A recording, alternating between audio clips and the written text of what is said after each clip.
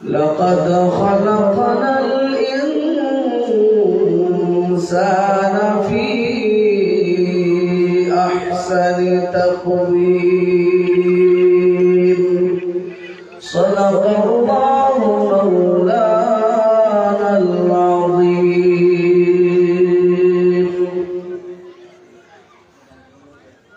الحمد لله আদায় করা জরুরি কেননা একদল মানুষ তাদেরকে জাহান্নামের মধ্যে দেওয়া হবে আল্লাহর শুকর আদায় না করার কারণে। আল্লাহর না শুকর করার কারণে একদল মানুষকে আল্লাহ পাক রব্বুল আলামিন জাহান্নামের মধ্যে নিক্ষেপ করবে।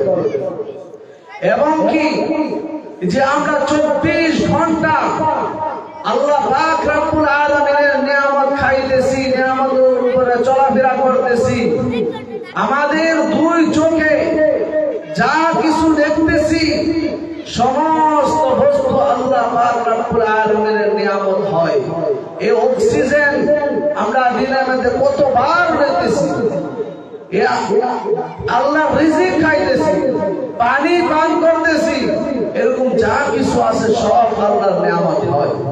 কাল কিয়ামতের দিন এই সমস্ত নিয়ামতের এক একটা করে আল্লাহর কাছে জবাব দেওয়া জরুরি, জবাব দিতে হবে।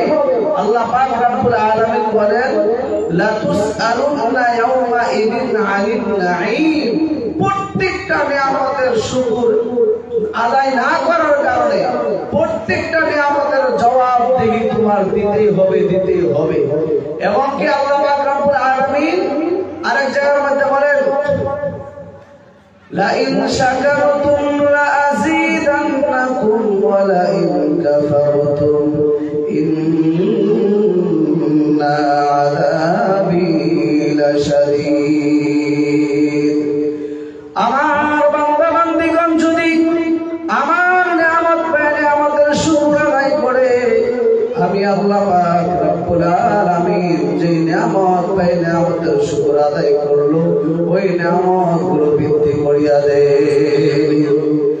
আর যদি আমার বান্দা বান্দীগণ আমার নিয়ামত পেয়ে আমার নিয়ামতের শুকর আদায় না করলো, তাহলে আমি আল্লাহ পাক রব্বুল আলামিন নিয়ামতের শুকর আদায় না করার কারণে কঠিন শাস্তির ব্যবস্থা তো রেখেছি। এবং কি ওই নিয়ামতগুলো লাহে লাহে করিয়া তার থেকে ছিনিয়ে নিয়ে যায়। নাউযুবিল্লাহ। এজন্য আমাদের প্রতি জরুরি হয়ে থাকলো আল্লাহ সুবহানাহু ওয়া তাআলার প্রতি শুকর আদায় করা। সবাই মিলে দিলের অন্তঃস্থল থেকে আল্লাহর শুকর আদায় করেন। সকলে বলেন আলহামদুলিল্লাহ। আল্লাহ পাক রব্বুল আলামিন আমাদেরকে মানুষ বানিয়েছে, আশরাফুল মাখলুকাত বানিয়েছে, এবং কি আখিরি নবীর উম্মত হিসেবে ঘোষণা করেছেন। আল্লাহু আকবার। আল্লাহ পাক রব্বুল আলামিন শ্রেষ্ঠত্বের মুকুট ওয়ালাকাদ কাররামনাহু বনি আদম, বনি আদমের মাথার মধ্যে শ্রেষ্ঠত্বের মুকুট রেখে দিয়েছেন। কিন্তু এত দামি হওয়া সত্ত্বেও আজকে আমরা নিজের কত দাম, নিজের কত মান, নিজের কত মর্যাদা আজকে ভুলে গেছি।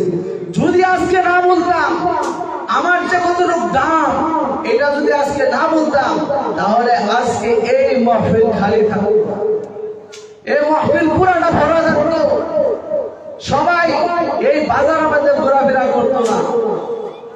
আল্লাহ পাক রব্বুল আলামিনের হাবিব সাল্লাল্লাহু আলাইহি ওয়াসাল্লাম বলেন আবগাদুল বিলাদি ইলাল্লাহি আসওয়াকুহা ওয়া আহাব্বুল বিলাদি ইলাল্লাহি মাসাজিদুহা। এবং কি আরেক হাদিসের মধ্যে আসছে খায়রুকুম মান তাআল্লামাল কুরআন ওয়া আল্লামা। আল্লাহ রাসূল সাল্লাল্লাহু আলাইহি ওয়াসাল্লাম বলেন আকাশের পরে জমিনের উপরে এর থেকে ভালো মানুষ আর কেউ হতে পারে না যে নাকি কোরআন নিজে শিখে এবং থেকে ভালো মানুষ পৃথিবীর জমিনে আর কেউ হতে পারে না। আর সব থেকে দামি জায়গা যেটা, পছন্দনীয় জায়গা যেটা, সেটা হলো মসজিদ এবং কি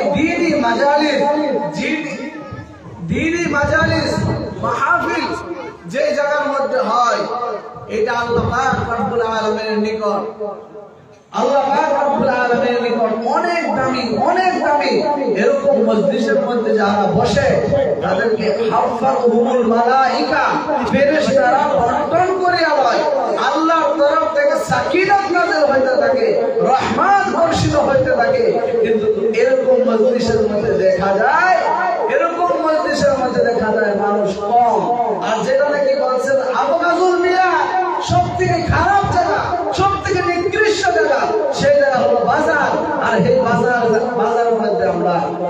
বাজারের মধ্যে আমরা কসরত, আমাদের জিয়াদতি বাজারের মধ্যে বোঝা যাইতেছে আমাদের দাম, আমাদের মান অনেক আছে বটে ঠিক, কিন্তু এই নিজের কতটুকু দাম, নিজের কত মান, নিজের কত শান বুঝতে পারছি না।